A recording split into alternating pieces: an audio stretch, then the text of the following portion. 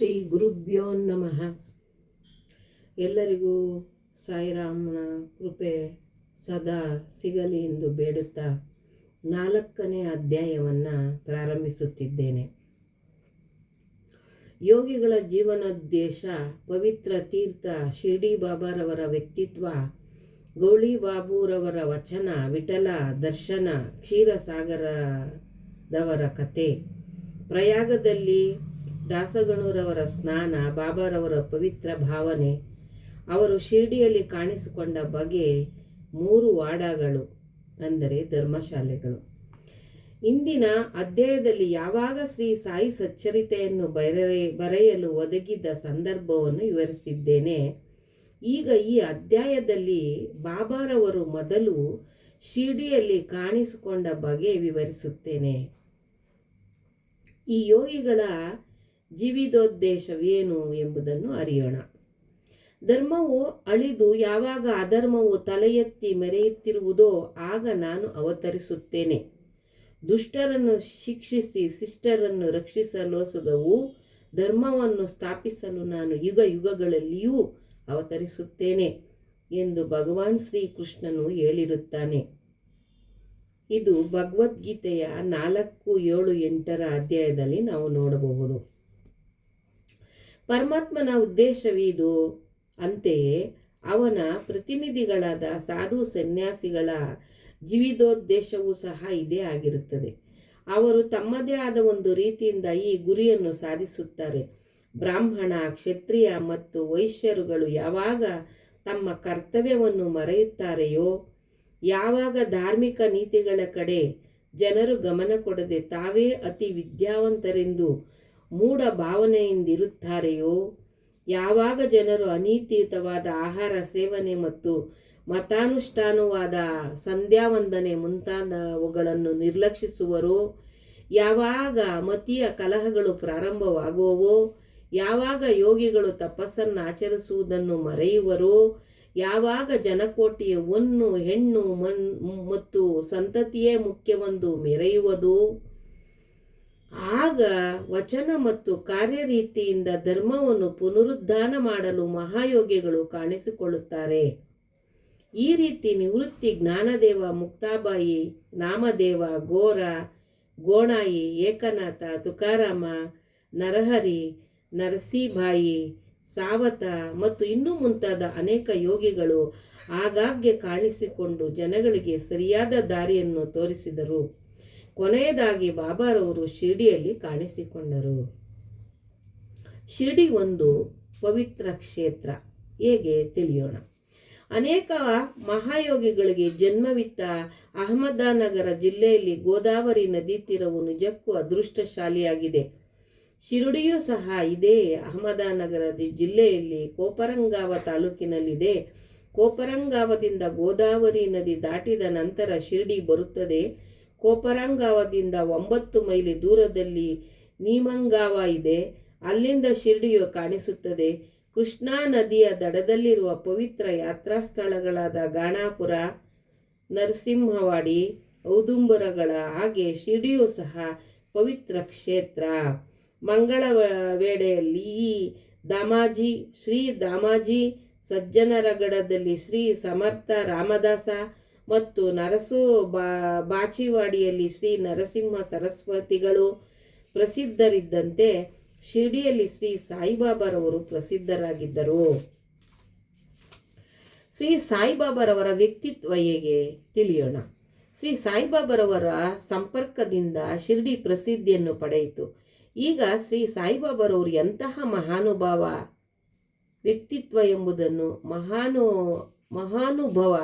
ವ್ಯಕ್ತಿತ್ವ ಎಂಬುದನ್ನು ನೋಡೋಣ. ದಾಟಲು ಕಠಿಣವಾದ ಭವಸಾಗರವನ್ನು ಜಯಿಸಿದವರು. ಶಾಂತಿ ಆಭರಣವಾಗಿ ಸತ್ವಶೀಲರಾಗಿಸಿದ್ದರು. ವೈಷ್ಣವ ಭಕ್ತರ ತವರುಮನೆಯಾಗಿದ್ದರು. ಕರ್ಣೋಪಾದಿಯಲ್ಲಿ ದಾನಶೂರರಲ್ಲಿ ಅಗ್ರಗಣ್ಯರಾಗಿದ್ದರು. ಕ್ಷಣಿಕ ಮತ್ತು ಕ್ಷುಲ್ಲಕ ವಸ್ತುಗಳ ಕಡೆಗೆ ಗಮನ ಕೊಡದೆ ಯಾವಾಗಲೂ ಸ್ವಾನುಭವದಲ್ಲಿ ತಲ್ಲೀನರಾಗಿದ್ದರು.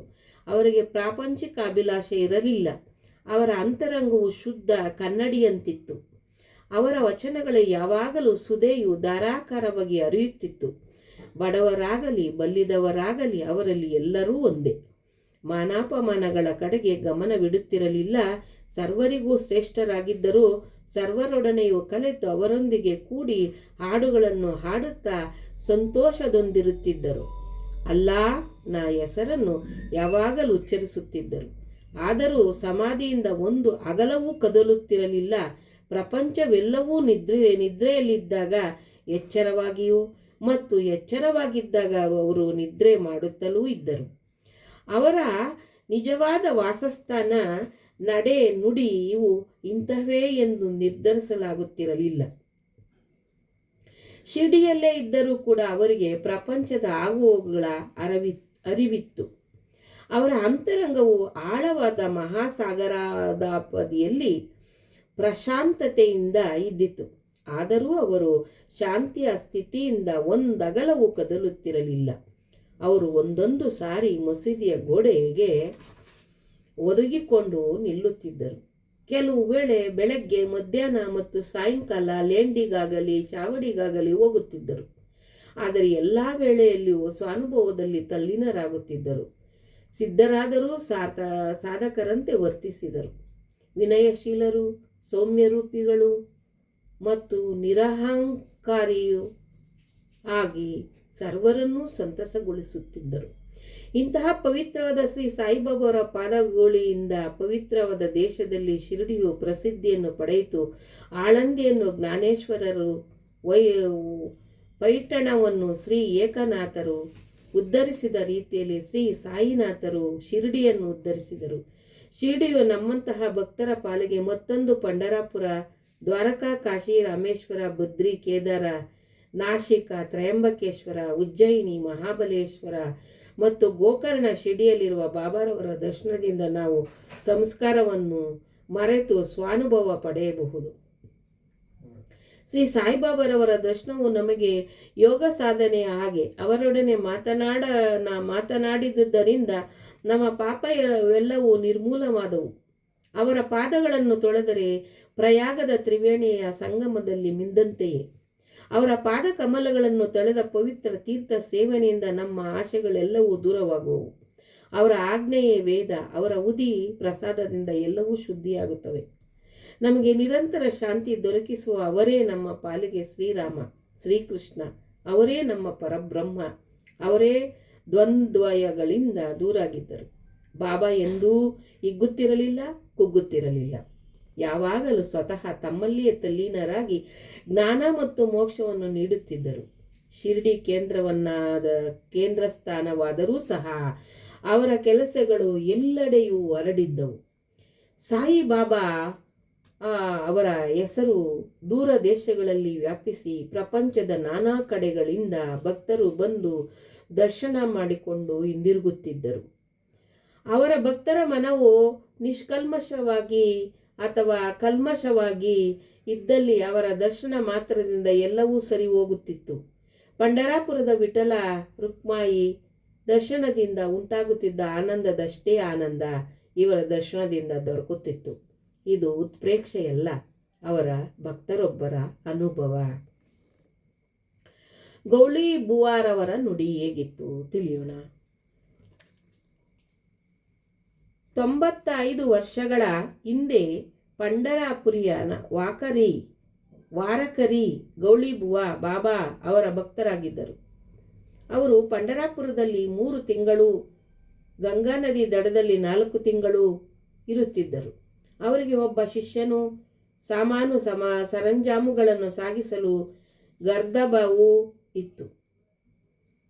ಪ್ರತಿ ವರ್ಷವೂ ಅವರು ಪಂಢರಾಪುರಕ್ಕೆ ಹೋಗಿ ಸಾಯಿಬಾಬಾರವರನ್ನು ಕಾಣಲು ಶಿರ್ಡಿಗೆ ಬರುತ್ತಿದ್ದರು. ಅವರು ಬಾಬಾರವರನ್ನು ದೃಷ್ಟಿಸಿ ನೋಡಿ, ಇವರು ದಯಾಳುವಾದ ಆ ಪಂಢರಿನಾಥನ ವಿಠಲನ ಅವತಾರ ಎಂದು ಹೇಳುತ್ತಿದ್ದರು. ಈ ಗೌಳಿಬುವ ವಿಠಲ ಸ್ವಾಮಿಯ ಭಕ್ತರಾಗಿ ಅನೇಕ ಸಾರಿ ಪಂಢರಪುರಕ್ಕೆ ಹೋಗಿದ್ದರು ಮತ್ತು ಸಾಯಿಬಾಬಾರವರೇ ನಿಜವಾದ ಪಂಢರಿನಾಥ ಎಂದು ಮನಗಂಡಿದ್ದರು. ವಿಠಲ ದರ್ಶನ. ಶ್ರೀ ಸಾಯಿಬಾಬಾರವರಿಗೆ ದೇವರ ನಾಮಗಳನ್ನು ಸ್ಮರಿಸುವುದು ಮತ್ತು ಆಡುವುದೆಂದರೆ ಬಹಳ ಪ್ರೀತಿ. ಅವರು ಯಾವಾಗಲೂ ಅಲ್ಲಾ ಮಾಲಿಕ್ ಎಂದು ಅನ್ನುತ್ತಿದ್ದರು. ಅವರ ಸಮ್ಮುಖದಲ್ಲಿ 7 ದಿನಗಳ ಕಾಲ ಅನವರತವು ಪ್ರತಿಯೊಬ್ಬರೂ ದೇವರ ನಾಮವನ್ನು ಪಠಿಸುವಂತೆ ಮಾಡುತ್ತಿದ್ದರು. ಒಂದು ಸಾರಿ ನಾಮ ಸಪ್ತಾಹವನ್ನು ಮಾಡಲು ದಾಸಗಣು ಮಹಾರಾಜ ಅವರನ್ನು ಕೇಳಿದರು. ಅದಕ್ಕೆ ಅವರು 7ನೇ ದಿನ ಕೊನೆಯಲ್ಲಿ ವಿಠಲನ ಸಾಕ್ಷಾತ್ಕಾರವಾಗುವುದೆಂದು ಭರವಸೆ ನೀಡಿದರೆ ಮಾತ್ರ ಅಗತ್ಯವಾಗಿ ಮಾಡುತ್ತೇನೆ ಎಂದರು. ಅದಕ್ಕೆ ಬಾಬಾ ಅವರು ತಮ್ಮ ಎದೆಯ ಮೇಲೆ ಹಸ್ತವಿಟ್ಟು ಖಂಡಿತವಾಗಿಯೂ ವಿಠಲನ ಸಾಕ್ಷಾತ್ಕಾರವಾಗುತ್ತದೆ ಎಂದರು. ಆದರೆ ಭಕ್ತನು ಶ್ರದ್ಧೆಯುಳ್ಳವನು ಮತ್ತು ಭಕ್ತಿ ಸಂಪನ್ನನೂ ಆಗಿರಬೇಕು. ಡಂಕಪುರಿಯ ಡಾಕುನಾಥ, ದ್ವಾರಕೆಯ ಶ್ರೀಕೃಷ್ಣ, ಪಂಢರಪುರದ ವಿಠಲ ಎಲ್ಲರೂ ಇಲ್ಲಿಯೇ ಇದ್ದಾರೆ. ಶ್ರೀಕೃಷ್ಣನನ್ನು ನೋಡಲು ದ್ವಾರಕೆಗೆ ಹೋಗಬೇಕಾಗಿಲ್ಲ. ವಿಠಲ ಬೇರೆ ಸ್ಥಳದಿಂದ ಇಲ್ಲಿಗೆ ಬರುವನೇ. ಯಾವಾಗ ಭಕ್ತನು ಪ್ರೀತಿ ಮತ್ತು ಭಕ್ತಿಯಿಂದ ಪ್ರಾರ್ಥಿಸುತ್ತಾನೆಯೋ ಆಗ ವಿಠಲನು ಇಲ್ಲಿಯ ದರ್ಶನ ನೀಡುತ್ತಾನೆ ಎಂದು ಹೇಳಿದರು. ಸಪ್ತಾಹ ಮುಗಿದ ನಂತರ ವಿಠಲನ ದರ್ಶನ ಈ ರೀತಿಯಾಯಿತು. ಕಾಕಾ ಸಾಹೇಬ ದೀಕ್ಷಿತರು ಒಂದು ದಿನ ಬೆಳಗ್ಗೆ ಸ್ನಾನವಾದ ನಂತರ ಧ್ಯಾನಾಸೀನರಾದಾಗ ಅವರ ದೃಷ್ಟಿಗೆ ವಿಠಲನ ಗೋಚರವಾಯಿತು. ನಂತರ ಬಾಬಾರವರ ದರ್ಶನಕ್ಕೆ ಹೋದಾಗ ಬಾಬಾ ಅವರನ್ನು ಕುರಿತು ವಿಠಲನ ದರ್ಶನವಾಯಿತೇ? ನೋಡಿದೆಯಾ? ಅವರು ಬಹು ತುಂಟ, ಭದ್ರವಾಗಿ ಹಿಡಿದುಕೋ.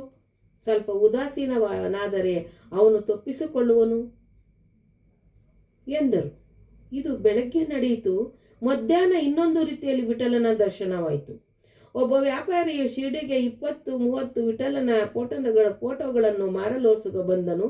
ಫೋಟೋದರಲ್ಲಿಯ ವಿಠಲನು ಸಹ ಕಾಕಾ ಸಾಹೇಬರು ಧ್ಯಾನಾಸೀನರಾಗಿದ್ದಾಗ ಕಂಡ ವಿಠಲನಂತೆಯೇ ಇದ್ದುದನ್ನು ಕಂಡು ವಿಸ್ಮಯವಾಗಿ ಬಾಬಾರವರ ಮಾತುಗಳನ್ನು ಸ್ಮರಿಸಿಕೊಂಡರು. ಪೂಜೆಗೋಸ್ಕರ ವಿಠಲನ ಫೋಟೋವೊಂದನ್ನು ಕೊಂಡು ತಂದು ಪೂಜಾ ಸ್ಥಾನದಲ್ಲಿ ಪ್ರತಿಷ್ಠಾಪಿಸಿದರು. ಭಗವಂತರಾವ ಕ್ಷೀರಸಾಗರ್ ಅವರ ಕತೆ ತಿಳಿಯೋಣ. ವಿಠಲನ ಪೂಜೆ ಎಂದರೆ ಬಾಬಾ ಅವರಿಗೆಷ್ಟು ಪ್ರಿಯವಾಗಿತ್ತೆಂಬುದು ಶ್ರೀ ಭಗವಂತರಾವ ಕ್ಷೀರಸಾಗರ್ ಅವರ ಕಥೆಯಿಂದ ವೇದ್ಯವಾಗುತ್ತದೆ. ವಿಠಲನ ಭಕ್ತರಾದ ಭಗವಂತರಾವರವರ ತಂದೆ ಪ್ರತಿ ವರ್ಷವೂ ಪಂಢರಾಪುರಕ್ಕೆ ಹೋಗುತ್ತಿದ್ದರು. ಮನೆಯಲ್ಲಿ ವಿಠಲನ ಪ್ರತಿಮೆಯೊಂದನ್ನು ಇಟ್ಟುಕೊಂಡು ಪ್ರತಿದಿನವೂ ಪೂಜಿಸುತ್ತಿದ್ದರು. ಅವರ ಮರಣದ ನಂತರ ಅವರ ಪುತ್ರನು ಪೂಜೆ ಪುನಸ್ಕಾರಗಳನ್ನು ಮತ್ತು ವರ್ಷಕ್ಕೊಮ್ಮೆ ಯಾತ್ರೆ ಮಾಡುವುದು ಎಲ್ಲವನ್ನೂ ಬಿಟ್ಟನು. ಭಗವಂತರಾವ್ ಒಮ್ಮೆ ಶಿರ್ಡಿಗೆ ಬಂದಾಗ ಬಾಬಾರವರು ಅವರನ್ನು ನೋಡಿ ಅವನ ತಂದೆಯನ್ನು ಜ್ಞಾಪಿಸಿಕೊಂಡು ಕೂಡಲೇ ಇವನ ತಂದೆ ನನ್ನ ಸ್ನೇಹಿತನಾಗಿದ್ದನು, ಆದುದರಿಂದಲೇ ಮಗನೂ ಸಹ ಇಲ್ಲಿಗೆ ಎಳೆದುಕೊಂಡು ಬಂದಿರುತ್ತೇನೆ. ಇವನು ದೇವರಿಗೆ ನೈವೇದ್ಯಕ್ಕೆ ಇಡದೆ ವಿಠಲನನ್ನು ಮತ್ತು ನನ್ನನ್ನು ಉಸುವಿನಿಂದ ಬಳಲಿಸಿದ್ದಾನೆ. ಆದುದರಿಂದಲೇ ನಾನಿಲ್ಲಿಗೆ ಅವನನ್ನು ಕರೆತಂದಿರುವುದು.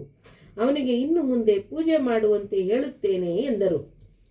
ಪ್ರಯಾಗದಲ್ಲಿ ದಾಸಾಗಣರವರ ತೀರ್ಥಸ್ನಾನ ಹೇಗೆ ತಿಳಿಯೋಣ.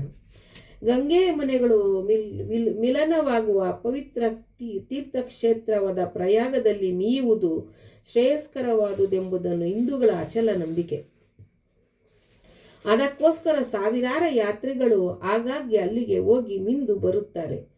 ಒಂದೇ ಸಾರಿ ದಾಸಗಣರವರಿಗೂ ಸಹ ಪ್ರಯಾಗಕ್ಕೆ ಹೋಗಿ ಸ್ನಾನ ಮಾಡಿ ಬರಬೇಕೆಂದು ಅನಿಸಿತು.